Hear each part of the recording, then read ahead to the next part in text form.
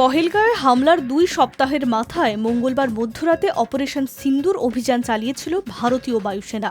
এই হামলায় পাকিস্তান ও পাক অধিকৃত কাশ্মীরের 9টি জঙ্গি ঘাঁটি গুঁড়িয়ে দেওয়া হয়েছে। মৃত্যু হয়েছে 80 জনের বেশি জঙ্গির। সেই মৃতদের শেষকৃত্যে দেখা গেল লস্কর কমান্ডো হাফিজ আব্দুল রাউফকে এবং পাশে দাঁড়িয়ে রয়েছে পাক সেনা জওয়ানরা। এই ভিডিও প্রকাশ্যে আসতেই প্রশ্ন উঠেছে, এরপরেও জঙ্গিবাদে মদদ দেওয়ার বিষয়টি কিভাবে অস্বীকার করছে পাকিস্তান। ভারতীয় বায়ুসেনা পাকিস্তানের সবচেয়ে ভিতরে মুরিদ কেটে ক্ষেপণাস্ত্র হামলা চালিয়েছিল মঙ্গলবার রাতে। জায়গাটি লাহোর শহর থেকে মাত্র 42 কিলোমিটার দূরে অবস্থিত।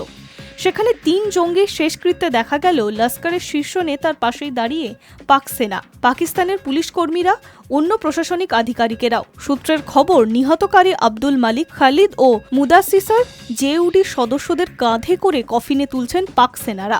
কফিনগুলি পাকিস্তানের পতাকায় মোড়াও রয়েছে। এরপরেও জঙ্গিদের সঙ্গে সম্পর্ক নেই কিভাবে অস্বীকার করছে পাকিস্তান।